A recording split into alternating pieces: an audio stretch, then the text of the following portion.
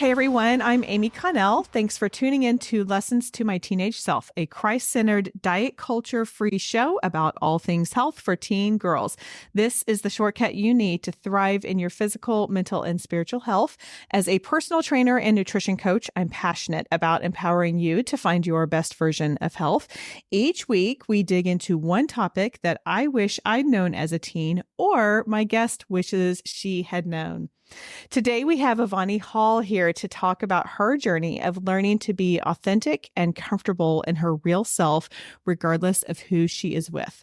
So let me tell you a bit about Avani. She is a customer technology analyst who inspires work with clients on improving their customers' experience with their digital platforms. She's a dog mom of 2 mini Aussie Doodles and is the oldest of 4 siblings. She's very family oriented and personable and loves learning about people and their culture. She's a progressive woman of God who is passionate about sharing God with people by giving unconditional love and defeating religious or false beliefs. And the fun fact about Avani is she loves music, including singing and dancing, and is practicing over 3 types of dancing. Yes. That's awesome. Avani, welcome. Yes, thank you so much for having me, Amy. And hello, everyone. So glad to see you all virtually. I'm thrilled you're here, and I am very excited that you are here to talk to us some about what you talked about with being authentic and comfortable in your real self. I would love it if you could share a bit more about that, because I think that is a universal pain point for so many of us. I don't know of anyone. I mean, I am significantly older than you and people listening, and I don't know of anyone who has thought, oh gosh, I've always been comfortable, I've always felt good. So tell us some more about that. Like as you mentioned, it's such a very heavy conversation to have, even with yourself. I would say that journey really started to get defined and started honestly to get comfortable when I started having them with myself. Just based on the experiences that I've had throughout my life, I am a firm believer that if you do not take the time and work to do it yourself or within yourself, then you're never going to really achieve what you are set out to do. So having conversations with yourself. I know some people will say talking to yourself is crazy, but I think that is literally the best thing that you could ever do. Because if you don't, then you really are crazy. Because no one knows you like you. No one is always there like you are, except for God. And no one can truly make you or control you the way that you do. So if you don't have these types of conversations with yourself, if you don't face yourself, then you're never going to be comfortable with yourself. I think it's essentially learning how to be in a relationship with yourself and having the best type of relationship with yourself, so that you can start showing that towards others, just being able to navigate through the things that life gives. And we all know that life can be given some crazy stuff. So especially navigating through that, being able to learn who you are and spend time with yourself, it starts there. I would definitely say. I like how you say learning to be in a relationship with yourself, because I think one thing we can do is, we can definitely have conversations with ourselves, but are they kind? And are they compassionate? And are we treating ourselves like we would treat our friend or a partner or something like that? And so, being in relationship is kind of a give and a take. And Absolutely. It's compassionate. It's giving. Yes. Absolutely. So let's delve into not only relationships with us or ourselves, but also a relationship with God. I would love to learn how you put that together, like growing and learning yourself, and at the same time growing with God and in your relationship with Him. Great question. So I'll start with a timeline, if you will. This will be starting back in middle school, where I had one of my first big transitions in life, where I transitioned from a private Christian school to a public school. And I had very, very bad traumatic experiences at my private school, to where I made a personal vow to myself that, one, I wouldn't let anyone get as close as me as I let others before, but I would also be the nicest, just kindest, basically the most likable person that I could be, so that I won't give anyone an opportunity, if you will, to have a problem with me. So it served me, quote unquote, well. And I say that because back then I was like, this is perfect. Because then I really only had like one problem with someone, like an actual official problem. Everyone else, I made friends. And if you weren't my friend, like, you were cool. So I did not experience the typical like middle school, high school trauma. And I do think it's a great thing, but back then that was a trophy for me because, like I mentioned, I had really bad experiences. So in my mind, no drama or no problem was great. Like that was the goal. So that was a big part of how I defined myself because with those expectations that I put on myself, I wasn't allowed to get angry. I wasn't allowed to express myself, especially if it was the opposite of how someone else felt. I wasn't able to share my stuff without someone else sharing what they said or what they felt, and then I would respond. So really how I operated in life was super reactive. It was super dependent on who was in the room, who I was around, and if it was a point where like I knew that someone, like, we just didn't agree with each other, or there was just some things like I just totally did not agree with them, I would just keep my distance. And, if something came up, I would finesse my way to where like they would know that I disagreed with them. Honestly, it was a very survival time that I didn't know until I got out of high school, that those things really disabled me from being a real person. Like, everyone typically will say like, like, I'm nice, I'm kind, I'm always happy, I'm always this and that. And again, these are things that I consider as trophies. But then I realized, well, there's other parts of myself that are still just as important and valuable, but because I'm allowing myself to fit this particular profile, I'm not leaving room for the other part of myself. It sounds like you felt like you had to keep all of your relationships very surface level. Oh, yeah. Yeah, That's okay. Okay. absolutely. Absolutely. And that you really put a lot of, I mean, like I'm taking notes furiously over here. Yes. You put these parameters on, Yeah. right? And Mhm. and you just went into survival mode. It's like, I'm not Yep. going to mess, I'm not going to make anyone upset with me. I'm going to try and please everyone I Yeah. can. Yeah. But when I'm curious about, and I think I can guess the answer, but I'm not going to presume, is did that keep you from truly feeling known and Mm. heard? And did it keep you from having those true, authentic friendships that we all crave so much? Oh, yeah. You're already hitting those 2 points. That's absolutely the case. I mean, with friendships, like, yes, I had people that connected with the same interests that I had. I had people that would do things with me after school, but they were typically school related things. Honestly, didn't have much of a life outside of school when I was in middle school or high school, but that's okay.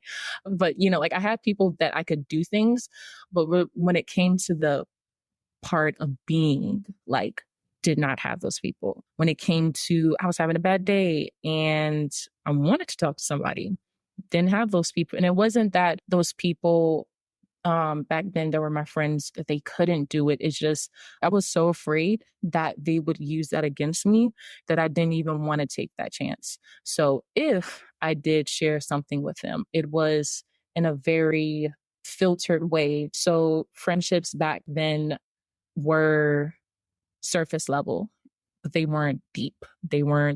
Some of them weren't even genuine. Like, um, there were times where like I only hung out with the people because they were there. They were like the only options that I had. So yes, definitely to that point.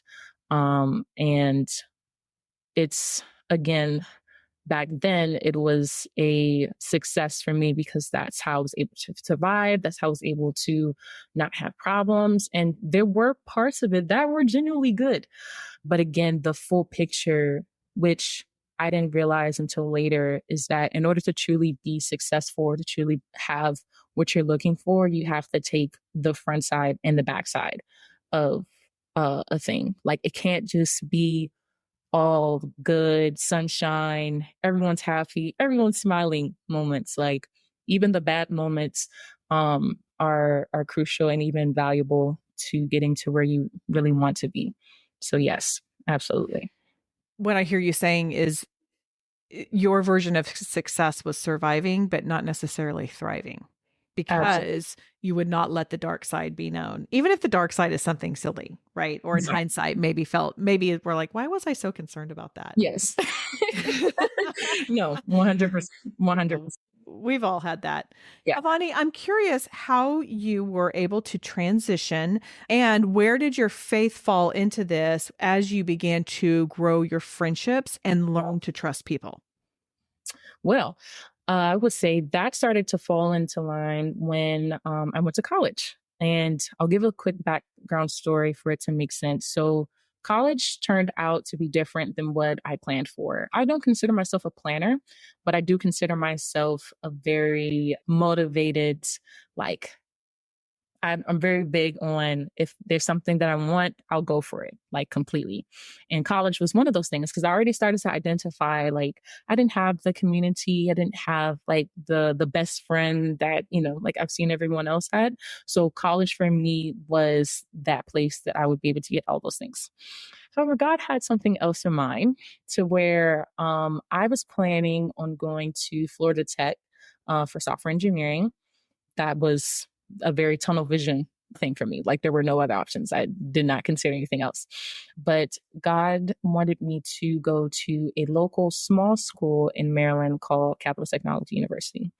And how I found out about that was despite all of the things that I had set in place to not go to the school, somehow it kept coming back. So when I was just like, okay, let's check it out, do all that jazz, I had an interview for a full tuition ride scholarship. And after the interview, I was literally walking out of the school, and this, I would say, is the first, maybe official time that I heard God's voice. It wasn't loud, it wasn't like this booming sound that I heard, but it was a very clear voice that told me that this was the school for me. So I'm sure people, if someone saw me across the parking lot, my head was down and I'm like looking as if I'm talking to my chest. But that was the first time that I heard God very clearly. And it wasn't even, I couldn't even front. I couldn't even be like, yeah, that's probably someone else or that's the devil. Like as soon as I heard it, I literally was like, are you for real? Like this is your choice for me. So making that decision was definitely the first step into transitioning out of those friendships because high school, I had people that I was around, like maybe not 24/7, but I had people. College, because it was already a very like introverted, small school, weren't a lot of options for me, to be very honest. Like I'm typically a person that can get along with anybody, and I did. I didn't have any problems with anybody really in college, but the personality difference there versus what I was used to was drastic. Like literally found maybe 3 or 4 people throughout my whole 4 years that I could truly relate to. That was a place that God did a lot of work in me, but especially in the area of friendship, he showed me that one, it's really okay to be alone because I could really reflect on what I actually like and what I didn't like in friends. Like I thought, or, back then, my quote unquote criteria of friends were I would have this original, like, for example, I don't want a friend that, let's just say, for an example, I don't want a friend that likes football, but I'm okay if they like watching it, just as long as they don't like doing it. And then if I so happen to meet a friend that actually does like football, but they're nice, I'm like, okay, well, as long as they're nice, I guess that's all that matters. I'll make it work. So it was a very like again survival instinct kicked in, but at that time I found myself being very very close to my two roommates, and we were all in similar situations. Like the school that or the environment that we came into, we were like, oh, this is crazy. I don't know what else to do. So really our pain and our adjustment brought us together. And I thought there were other things, but it was mainly that. So by the time I got to junior year of college, that's really when my relationship with God started to get like solidified, because then I noticed that internally I was having maybe not necessarily resistance, but just kind of like opposing responses or reactions to the people around me, including my roommates. And it got so strong to the point where I had a conversation with God and I was like, what's going on? I don't know why I'm feeling this way about them. Like, give me some guidance, please. Make a long story short, God was revealing to me that those friendships were going to not decline, but me trying to get really close to them was not going to be able to happen because we were just going in two different directions, and mainly the direction of our relationship with God. They're Christians, but they weren't serious in their relationship with God. And what I mean by that, because everyone can have, their quote unquote checklist of what it means to be serious with God. I would say back then, I thought of things like, okay, you got to go to church, you got to do this, you got to do that. And they are important.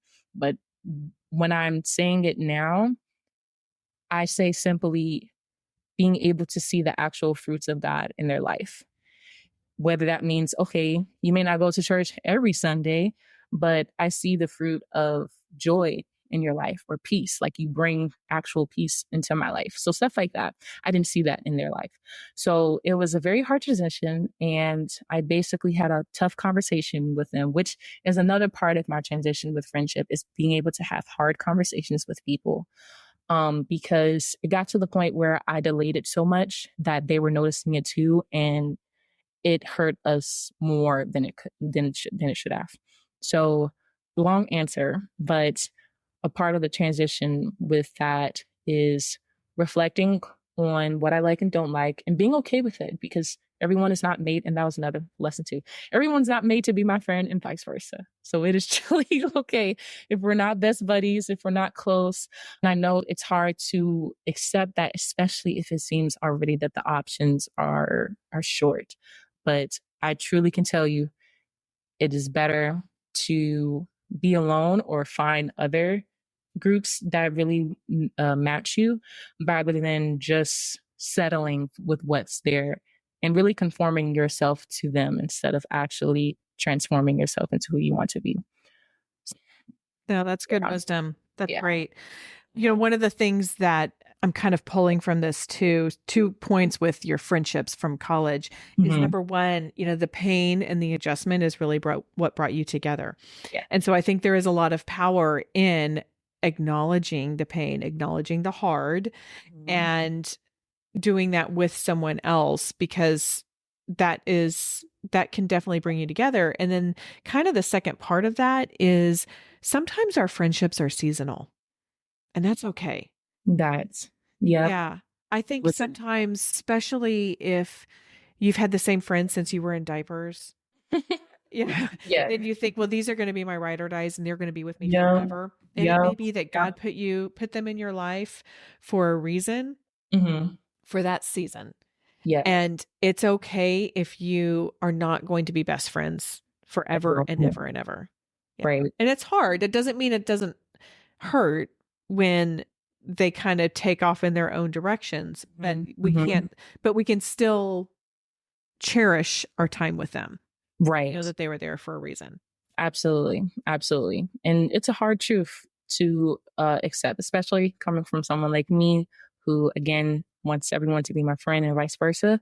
But especially now, being older, I can see the value in those seasonal friendships. Like, to be transparent, if it wasn't for them, I would not have any friends in college. And especially with that being God's choice already, I am grateful at the very least that He gave me people to help me get through that, because that was one of the hardest just points in my life. So it really is okay if God uses those people for certain times and even just like certain areas in your life. Truly agree with everything that you said. Yeah. Truly agree. And it's hard though. It's definitely hard. So what I Yes. want to do is ask or invite you to share a Bible verse with everybody. And Yes. these can just be anything, right? Like just whatever is speaking to you. And Okay. then what I am wondering if you can do for us, Avani, Mhm. is take everything that we've talked about with Mhm. friendships and relationships and all of that and wrap it up into one lesson that you would go back and give your Oh, teenage self. okay. Knowing what you know now. Okay. So first, let's do the Bible verse. Okay. Okay. Gotcha. So I would say a Bible verse that really has been resonating with me is Jeremiah 1, verse 5, where it basically talks about how God knows us before we were formed in our mother's womb. And growing up, I heard that verse over and over again, but lately it's really been sinking in the depth of that meaning. And especially for this conversation, I really want to point out the fact that God essentially knows all of our strengths and weaknesses. He knows all of the things that are beautiful about us, all the things that are ugly about us. He knows all the things that we're actually pretty good at and the things that we are legit crazy about. And yet, He still made the choice to put us on this earth. Of course, our parents were definitely involved in the process, but it was God Himself that chose us to be on this earth and not just to exist, but to truly live in the purpose that He has for us. So it's very important that we understand that God knows all of these things, even the things that we don't even know yet.